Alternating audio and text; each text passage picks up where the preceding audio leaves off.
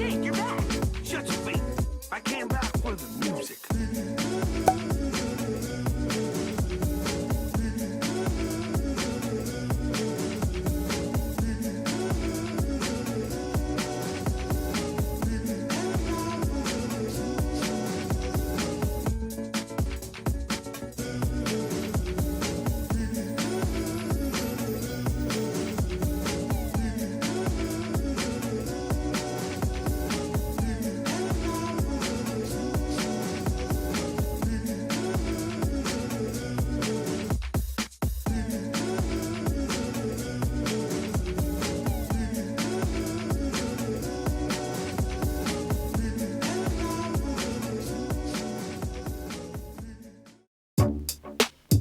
Hello. It's been a very long time. I'm back home in the US, as you can see by the fact that I'm inside a car. I did not drive for the entire year that I was in France, and I miss driving so much, so I'm excited to go for a little drive and just talk about my thoughts. I haven't prepared anything, so hopefully I have enough thoughts. It do be very weird to drive again. Where can I go? Already a bad start because this is not gonna work with the camera. You know what? I'm gonna have to park my car and do the whole video while just sitting in a parking lot. So it feels really weird to be back because it feels like I've never left. You know, like I see my house, I see my family, I see my streets, the familiar surroundings, and it's like, oh, I've been here this whole time. Always feels like that every time I go somewhere like far away for a long period of time and then come back home. What is this car doing? I think they're just practicing how to drive in the parking lot. So school was absolute shit. The theme of my videos is supposed to be the life of a grad student in France, but the last time I made a video about school was like October, a month after I arrived. So I don't know if it was because of COVID, but I really did not enjoy school. Like I said in the videos at the beginning of my semester, we had in-person classes for maybe 2 or 3 weeks, and then the entire year was online, which, you know, thanks to COVID.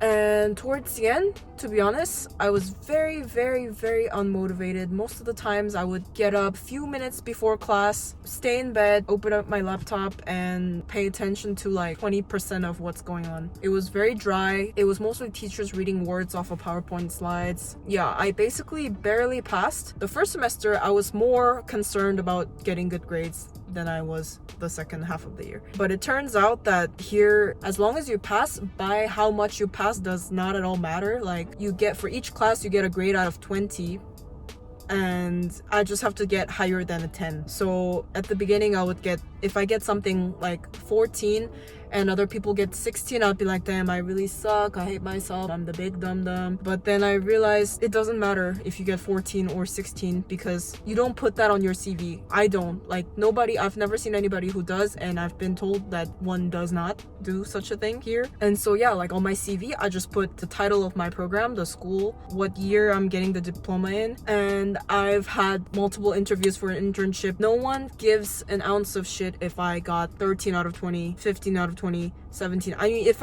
I get like 18 out of 20, maybe I'll have the bragging rights because you hardly ever get 18 out of 20. So I would be able to tell my friends like, ah, I got 18. But who gives a shit? Just do the bare minimum.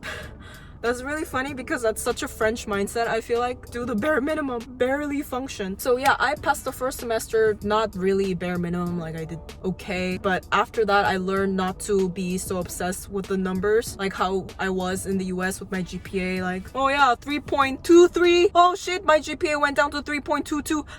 No, I don't care. I passed. I got more than 10 out of 20. That's good enough. And then the second semester, I mean, I just finished it like a week ago and I came back right away to the US because I only have 2 weeks to spend with my family. So I don't know my grades yet. I hope that I passed because otherwise I would have to go to retakes in August. I think it's in August. So they give you a chance to... Alright, so let me try to explain that this might be different in every school, but at least in my school, which is a public university, so which might be a standard, for each class, you get a grade out of 20. So the goal is to have your average of all your classes be above 10 out of 20, that you can have some below and some above 10, but you must have all of them above 6, because if you have something below 6, you get like a retake session like 1 month after your end of the semester exams. I don't know how the grade compensation works with the new retake grades, because that hasn't happened for me yet.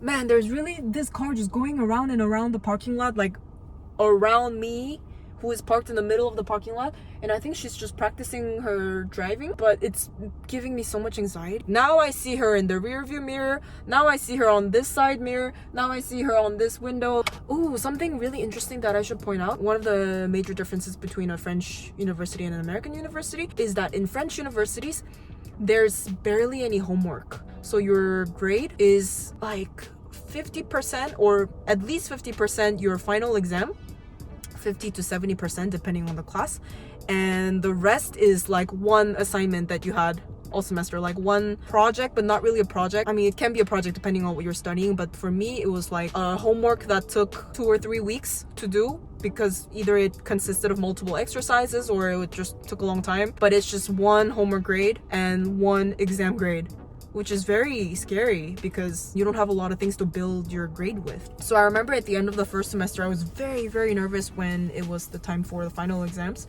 to study for the final exams. There were 1 or 2 classes where it was literally just a final exam grade.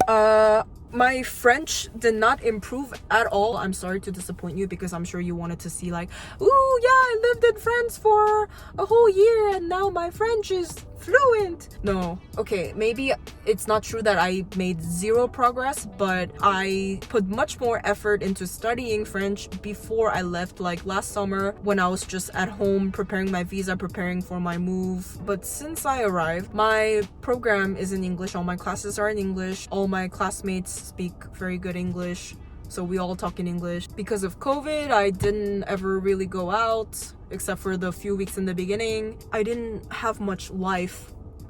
That's just an excuse. The truth is, could have studied at home, and yeah, I had my boyfriend, I could have put more effort. But now there's another person in the passenger seat, and this guy is looking at me the whole time he passed. I can't do this. Alors, il y avait des gens qui m'ont demandé de faire des vidéos en français. Oui, j'ai vu vos commentaires, mais je l'ai jamais fait parce que je suis pas encore à ce niveau, tout simplement.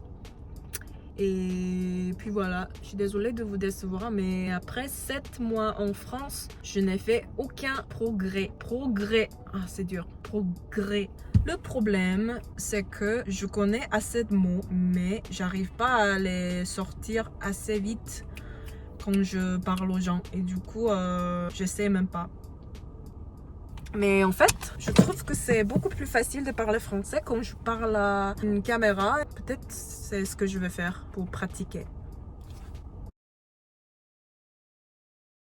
So, I'm in the US for only 2 weeks because I am starting an internship at the end of May. This is not the mandatory internship that you do at the end of... Oh, maybe I never talked about it. So here, you have to do a mandatory internship for the very last semester of your master, which I think is very nice because it forces you to have to gain industry experience. I am only at the end of my first year. I have a whole year left of my master, but this is just a summer internship that I am just doing on my own because what else am I gonna do? I want to be in France, but I'm not just gonna not do anything for 4 months. So I started looking for an internship around the beginning of February. So what I did was I disciplined myself to send 3 applications each day. And I think I did this for about a month. It was very stressful and difficult at the beginning because I knew that even though the summer internship is not mandatory for my diploma, if I don't have an experience like this already, it would be very hard for me to get the actual mandatory internship. So I really wanted to do the summer internship, and I came here not knowing a single person in the field who can help me, or a single person period. And apparently networking is very important in France, and you can get jobs like this if you know the right people. And so now knowing that, every person I meet, I'm gonna be like, this guy, good for this. We'll keep that in mind. We'll pull him out of the archives later when I need No, I'm just kidding. But yeah, so I did everything from scratch. I just went on all these different websites like Indeed, LinkedIn, Welcome to the Jungle. Actually, every single position I applied to, I think, was in Paris because I mean, it's a IT software engineer position, which is fine because I have no reason to stay in Toulouse during the summer, other than the fact that it's nice and beautiful. And so yeah, in the end, I did get an internship, which I consider a big triumph, considering that I did it all by myself with the help of nobody. And yes, it is indeed in Paris, so that's where I'm gonna live for 4 months in the summer. It's actually pretty crazy to think about it. It was always in my vision board. I mean, I've never had a physical vision board, but like it was always in my mental vision board to work in Paris. I mean, it sounds dumb, sounds kind of basic, and I never admitted to anyone that I wanted to live in Paris, but let's be honest, I kind of did. And now I have a freaking job there. I have an apartment there in the center of Paris, and everything is supposed to open back up again, which is perfect because everything, literally everything has been closed in France since October with curfew at 6 p.m. Life was pretty horrible. But May 19th, bars are opening back up, restaurants are opening back up, theaters and museums, all the places are opening back up, so I'm gonna be living my best life pretty much. You know what's really weird that no one really talks about in America is that people have the American flag everywhere. People put the flag on their house, and that's weird. If you take a walk in a neighborhood, you just see the flag here, like, and if you've only lived in America, you don't find that to be weird. Like, okay, I was born in Korea, I lived there for 10 years, and then I moved to America, but even me, I never realized how weird that is until I lived a year in France. Look at this, please. This is a Chick-fil-A. Why is there a humongous flag in the parking lot? This is like, what would be the French equivalent of Chick-fil-A? I don't know. Kebab? Can you imagine if they had French flags hanging in front of the kebab store? Weird. I mean, I'm not even saying it's patriotism. No, it's nationalism. I'm just saying it's bad aesthetics. I pulled into a Chick-fil-A and I ain't even getting no Chick-fil-A. I mean, I'm not hating on Chick-fil-A. It's just because I have Korean food, my mom's Korean food waiting at home, so. This is the trail behind my house, or my parents' house. See squirrels everywhere. Like in France, you don't really see squirrels. I remember my French friends in the US, they would be like, oh my gosh, never seen a squirrel before. Every time they saw a squirrel on our university campus, which is like the most common thing. That is one thing very nice about America, is that there's a lot of green, a lot of grass, a lot of trees, a lot of like woods like this. I feel like I'm doing something very illegal walking around without a mask.